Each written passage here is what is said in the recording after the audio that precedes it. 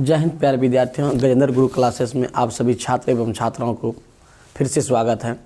चलिए हम लोग आज चलते हैं मॉडल सेट का दूसरा क्लास लेके आए हैं नेट वाला। उस दिन जो हम लोग मॉडल पेपर शुरू किए थे उसका दूसरा क्लास हम लोग लेने जा रहे हैं।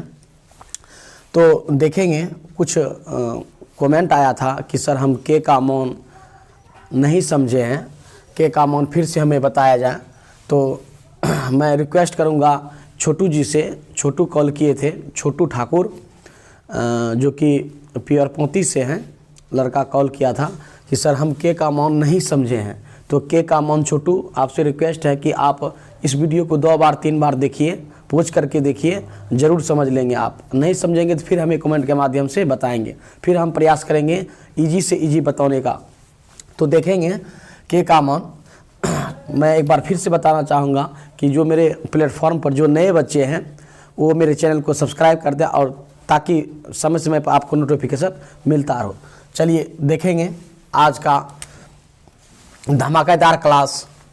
एक 6ठा नंबर सवाल करा, के का मान ज्ञात करें जिसके लिए समीकरण x² - 8x + k = 0 के मूल वास्तविक और समान है। करा पूछ रहा है यहाँ डी का मान यहाँ पूछ रहा, करा कि मूल वास्तविक और समान है। तो करा मूल निकालिए।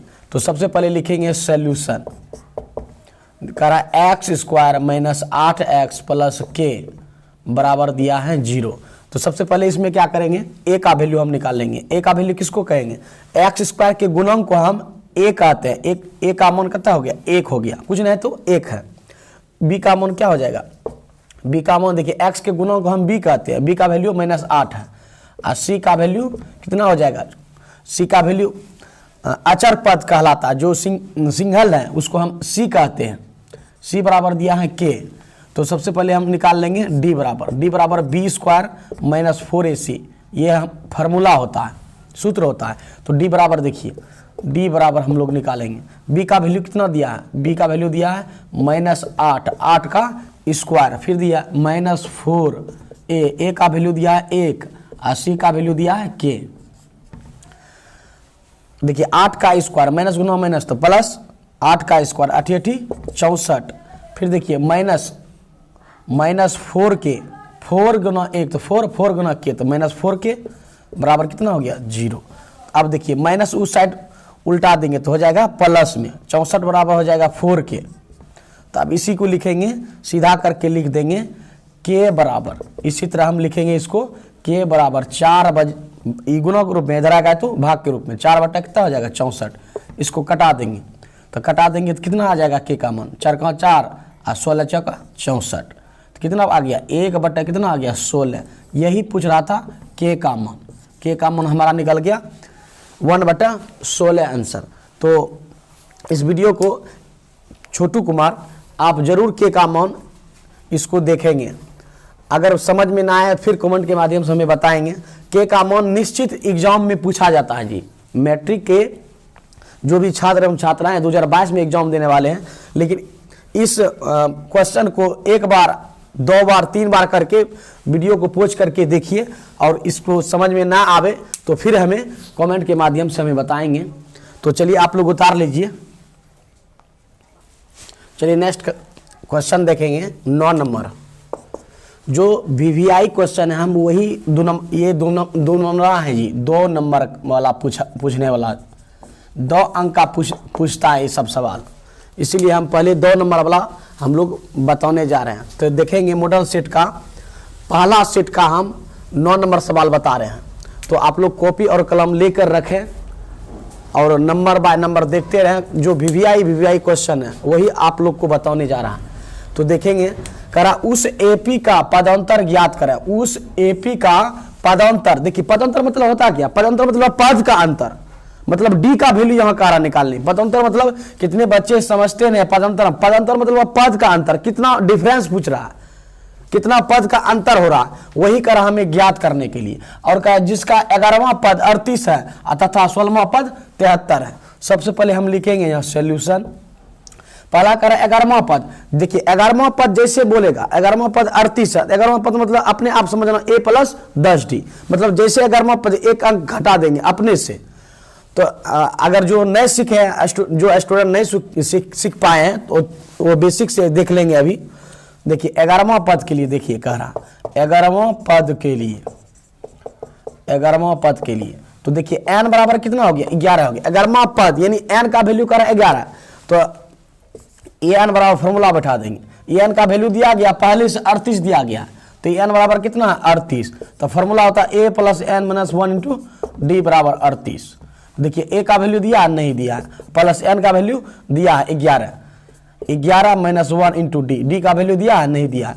यही करा डी ए का करा वैल्यू निकालने, पदांतर ज्ञात कीजिए, तो बराबर 38। अब देखिए 10 में 1 घटाएंगे कितना होगा, 10 में 1 घटा 11 में 1 घटा दीजिए तो 10 हो गया, 10 गुना डी तो 10 डी बराबर 38। इसको हम क्या मानेंगे, समीकरण फर्स्ट। हम अत्य करने की हमें कोई जरूरत नहीं जी। जैसे एग्जाम में पूछे 12वां पद इतना दिया है, 13वां पद इतना, तो जस्ट तुरंत कर लेंगे, 1 घटा देंगे अपने आप, जस्ट तुरंत घटाएंगे, 10 a प्लस 10 डी जो है समीकरण फर्स्ट लिख देंगे। इतना करने की तितम्मा जरूरत नहीं है हमको, इतना तितम्मा जो करते हैं हम लोग करने की इतना जरूरत नहीं है। डायरेक्ट लिखेंगे a प्लस 10 डी बराबर इतना, समीकरण फर्स्ट मान लेंगे। उसी तरह देखिए पहला इतना दिया था, दूसरा समीकरण देखिए हमारा दिया गया 16वां पद का रहा, तो पुनः लिखेंगे, यहाँ पर पुनः लिखेंगे 16वां पद, 16वां पद के लिए, 16वां पद के लिए। तो देखिए n बराबर दिया हमारा 16, तो an बराबर फॉर्मूला होता है, an का वैल्यू दिया है पहले से 73 दिया गया, तो an बराबर फॉर्मूला होता है a plus n minus 1 into D बराबर 73 दिया गया। अब देखिए ऊपर देख लीजिए, देखिए a प्लस n का मान दिया गया पहले से करा 16वां पद, n का मान 16 माइनस 1 और डी का वैल्यू दिया है पहले से 73, डी का मान कितना दिया है, डी का वैल्यू नहीं दिया है, यानी an बराबर वैल्यू दिया है पहले से 73 दिया 16वां पद, तो यहाँ लिखेंगे 73, a प्लस 16 में गया 15 गुना डी, 15 डी बराबर कितना 73। इतना करने की हमें ज़रूरत नहीं है जी, एग्जाम में हमें इतना टाइम नहीं है। जैसे देखेंगे 11वां पद करा, तुरंत हम इसको एक बैक कर देंगे, a प्लस 10 डी लिख लेंगे, तुरंत समीकरण फर्स्ट निकाल देंगे। इतना करने की हमें ज़रूरत, तितम्मा जो हम लोग कर रहे हैं, इतना टाइम बर्बाद कर रहे हैं एग्जाम में, ये करने की हमें ज़रूरत इतना नहीं है जी। जैसे 11वां पद का रहा, तुरंत हम माइंड में लेंगे a प्लस 10 डी, जैसे 16वां पद का तुरंत a प्लस 15 डी, तुरंत करके समीकरण मान लेंगे, मान के निकाल देंगे। तो अब देखिए समीकरण फर्स्ट और सेकेंड, देखिए यहाँ पर लिखेंगे समीकरण फर्स्ट तथा सेकेंड को घटाने पर, देखिए समान चिन्ह है, समान चिन्ह रहता तो घट जाता है, समान चिन्ह तो घटा देंगे। समीकरण फर्स्ट तथा सेकेंड को घटाने पर घटा दीजिए। समीकरण फर्स्ट कितना है, समीकरण फर्स्ट हमारा है, समीकरण फर्स्ट बने a प्लस 10 डी बराबर 38 बने हैं। और फिर देखिए सेकेंड कितना है, सेकेंड है a प्लस 15 डी बराबर 73। अब देखिए इसको हम क्या करेंगे, प्लस है तो माइनस क्या करेंगे, माइनस, यहाँ पर भी माइनस। अब क्या करेंगे, प्लस माइनस वाला कैंसिल। अब देखिए इसका कुछ अधिकार नहीं चलेगा प्लस, अब अधिकार माइनस का चलेगा। -15 में अगर 10 डी को हम घटाते हैं, -5 डी हमारा बच जाएगा। अब देखिए -73 में 38 को घटाएंगे, -73 में घटा रहे हैं, तो 13 में 8 गया 5, इधर बच गया कितना 6 में 3 गया 3, यानी 35 हो गया, -35। तो माइनस और ये माइनस कैंसिल, ऐसी जगह हम कटा देंगे, 5 7 35 बराबर की इस साइड उस साइड हम कटा सकते हैं जी।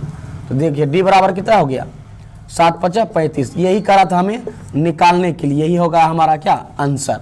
यही पूछ रहा था कि पदांतर ज्ञात कीजिए, यही पूछ रहा था एपी का पदांतर निकाल के दिखाई, यही हमारा पदांतर निकला। डी का मान कितना निकल गया 7, यही हो गया हमारा क्या आंसर।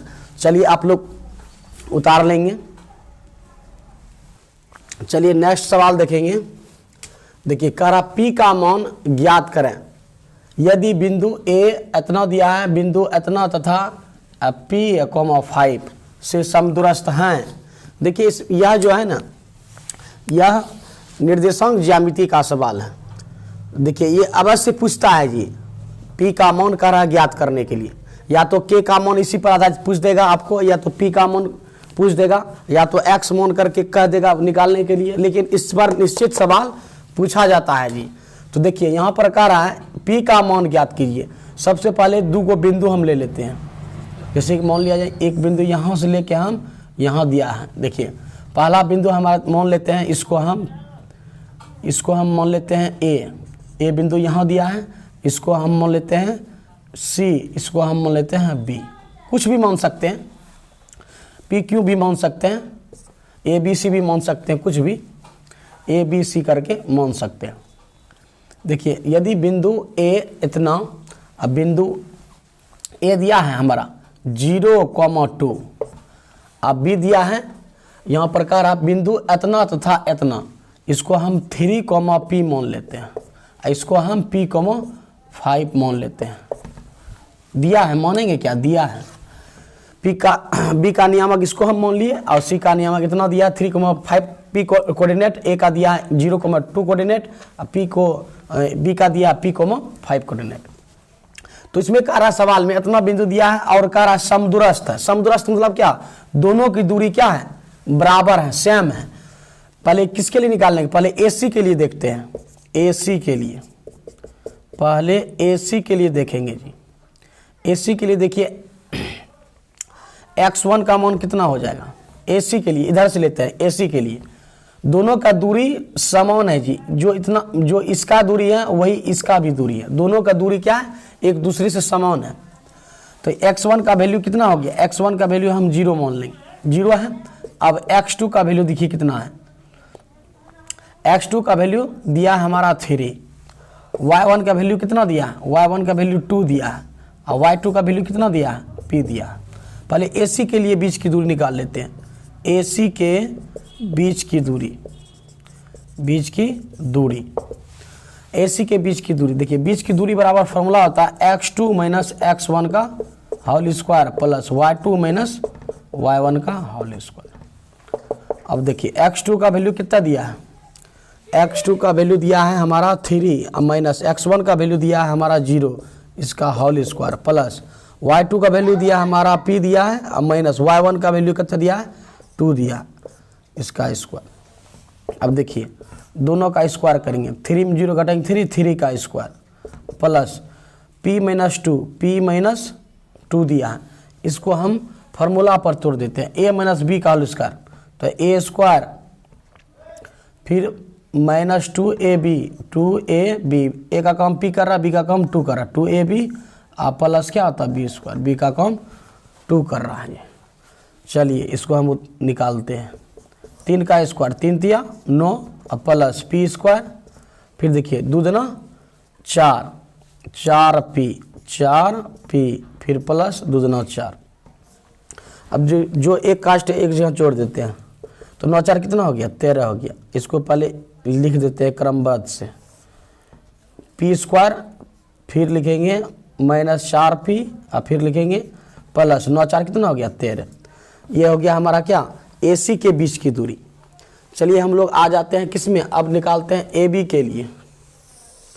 AB के लिए देखेंगे, AB के लिए देखते हैं। AB के लिए देखिए x1 का वैल्यू कितना हो जाएगा AB के लिए x1 हो जाएगा 0, x2 कितना हो जाएगा, x2 हो जाएगा हमारा p, y1 कितना हो जाएगा, y1 हो जाएगा हमारा 2, y2 क्या हो जाएगा, y2 हो जाएगा हमारा 5। चलिए हम लोग निकालते हैं AB के बीच की दूरी, AB के बीच की दूरी, AB के बीच की दूरी। देखिए इसका फार्मूला x2 माइनस x1 का whole square plus y2 minus y1 का होल स्क्वायर। चलिए x2 का वैल्यू बैठाते हैं, x2 का वैल्यू कितना हो गया, p हो गया और फिर देखिए माइनस x1 का वैल्यू कितना हो गया, x1 का वैल्यू हमारा 0 है, 0 बैठा देंगे, होल स्क्वायर था होल स्क्वायर देंगे, फिर प्लस y2 का वैल्यू कितना है, y2 का वैल्यू 5 है, माइनस y1 का वैल्यू 2 दिया, 2 का स्क्वायर। अब कर देंगे इसका स्क्वायर, p में 0 घटाएं p का स्क्वायर तो p स्क्वायर प्लस 5 में 2 गया 3 का स्क्वायर हो गया कितना, p स्क्वायर अब प्लस कितना हो गया 3 का स्क्वायर, 3 तिया 9। अब देखिए इसकी दूरी जो कह रहा है, इस दोनों का दूरी कह रहा है कि दोनों का दूरी समान है, यानी समदूरस्थ है। दोनों का दूरी क्या है, समान है, दोनों की दूरी हम निकाल लेते हैं। चलिए पहले आप लोग उतार लीजिए, फिर आगे बताते हैं नेक्स्ट। चलिए नेक्स्ट देखेंगे। यहाँ पर कह रहा है दोनों का दूरी क्या है, समदूरस्थ है। समदूरस्थ मतलब क्या हुआ, दोनों की दूरी बराबर है। देखिए किसका किसका निकाले हम, AC का निकाले, AC बराबर किसका है, AB का। देखिए AC और AB दोनों क्या है, बराबर है। AC के लिए कितना निकला है, √p² माइनस 4p फिर प्लस कितना है 13 बराबर करता है। AB का वैल्यू दिया है √p² प्लस 9। देखिए यहाँ पर दोनों और वर्ग करेंगे, यहाँ पर दोनों और हम क्या किए, दोनों और वर्ग इसीलिए किए स्क्वायर को हटाने के लिए। स्क्वायर जब तक हटेगा ना तो p का वैल्यू नहीं निकलेगा। दोनों और क्या करेंगे, दोनों और वर्ग करने पर, वर्ग करने पर देखिए दोनों वर्ग इसीलिए किए स्क्वायर को मतलब रूट को हटाने के लिए हम लोग स्क्वायर करते, चूंकि स्क्वायर का वैल्यू ही रूट होता है। स्क्वायर का मतलब होता है रूट, तो स्क्वायर हटाएंगे तो रूट खत्म हो जाएगा, स्क्वायर देंगे रूट कैंसिल हो जाएगा। तो हो जाएगा कितना, √p² माइनस 4p प्लस 13 बराबर दिया है √p² प्लस 9। इसका स्क्वायर देखिए, इसका क्या कर दिए स्क्वायर, इन वर्ग ई स्क्वायर और रूट कैंसिल, ई रूट कैंसिल और स्क्वायर कैंसिल। तो बच गया क्या हमारा, बच गया p² माइनस 4p प्लस कितना बच गया 13 बराबर बच गया p² प्लस 9। अब देखिए समान चिन्ह है तो हम क्या कर सकते हैं, इसको इधर प्लस इधर आएगा तो क्या हो जाएगा माइनस भी, काटा सकते हैं, दोनों कट गया। अब फिर बच गया क्या -4p प्लस कितना बच गया 13 बराबर कितना 9। अब इसको हम नीचे वाले मिटा देते हैं। अब देखिए कितना हो गया हमारा 4 -4p है, -4p बराबर देखिए प्लस में उस साइड जगह तो क्या हो जाएगा माइनस में, माइनस हो जाएगा हमारा 13। तो हो गया -4p बराबर, अब देखिए 9 में हम 13 को घटाएंगे, 9 4 13 -4 में आ जाएगा, माइनस माइनस क्या हो जाएगा कैंसिल, 4 का 4 एक बार में निकल गया। p बराबर कितना निकल गया 1 निकल गया। यही कह रहा था हमें निकालने के लिए p का वैल्यू क्या होगा, p का वैल्यू हमारा क्या निकल गया 1। ये हो गया हमारा क्या आंसर। चलिए आप लोग उतार लीजिए, अगर समझ में नहीं आए होंगे तो हमें कमेंट के माध्यम से बताएंगे, ज़रूर बताएंगे और ज़रूर प्रयास करेंगे, इसको जितना लचीला से लचीला बताने का हम लोग प्रयास करेंगे। चलिए आप लोग उतार लेंगे। चलिए नेक्स्ट देखेंगे हम लोग 11 नंबर सवाल। 11 नंबर हम लोग आगे हैं। करा बिंदु P इतना और Q इतना मिलाने वाले रेखाखंड को PQ को इतना अनुपात में अंतः विभाजित करने वाले बिंदु को निर्देशांक ज्ञात करें। यानी दो गो बिंदु हैं, मान लेते हैं हम, डायग्राम पहले आप लोग को बताते हैं। यहाँ पर इसको हम P मान लिए, यहाँ पर इसको हम Q मान लिए, और करा इसको PQ को 1:2 में विभाजित करता है। मान लेते हैं कि ये एक बिंदु है, इसको हम X मान लेते हैं, यहाँ पर हम इसको R मान लेते हैं, R मान लिया जाए। इसको जो है 1:2 में विभाजित कर रहा है। देखिए P दिया है, P का नियामक 1, -2 और Q का दिया है -3, 4 कोऑर्डिनेट दिया गया है। और इसको हम चूँकि हम लोग जानते हैं x का नियामक x, 0 होता है। यहाँ करा कि विभाजित करने वाले, अंतः विभाजित करने वाले जो है 1:2 में, इसको हम M1 मान लेते हैं, इसको हम M2 मान लेते हैं। इसको M2 का वैल्यू दिया गया है 2। x का नियामक जो होता है x, 0 दिया, x, 0 होता है। यहाँ पर हम लोग दर्शा दिए हैं, सिर्फ दर्शाए हैं x, 0। x का नियामक जो होता है x, 0 होता है, और y का नियामक जो होता है 0, y होता है। और मूल बिंदु का नियामक तो आप लोग जान ही रहे हैं 0, 0 होता है। तो देखिए यहाँ पर कह रहा है निकालने के लिए, कह रहा है निर्देशांक निकालने। हम डायरेक्ट क्या करेंगे, इसका निर्देशांक निकाल लेते हैं। निर्देशांक विभाजन सूत्र डायरेक्ट हम लोग लगाते हैं, विभाजन सूत्र से।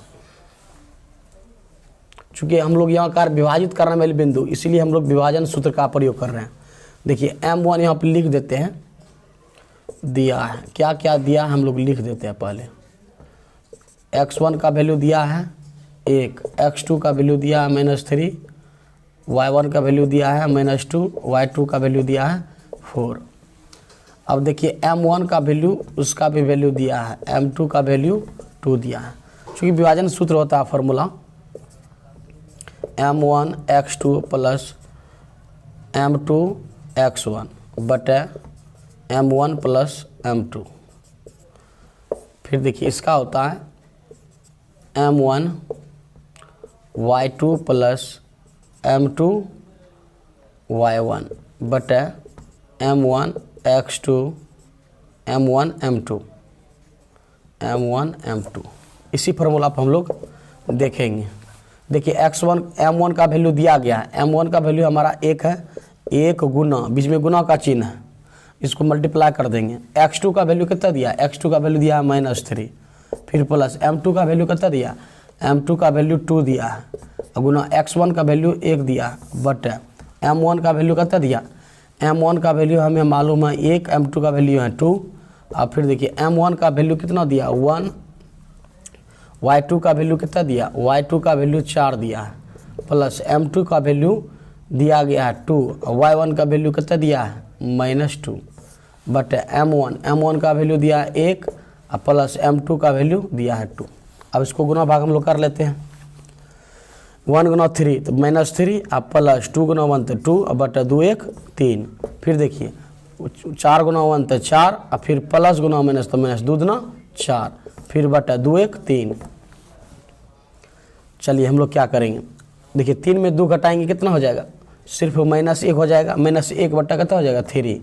और फिर देखिए 4 में 4 घटाएंगे तो 0 हो जाएगा, 0 से अगर हम 3 में भाग देते हैं तो कितना हो जाएगा -1 बटा 3 और 0।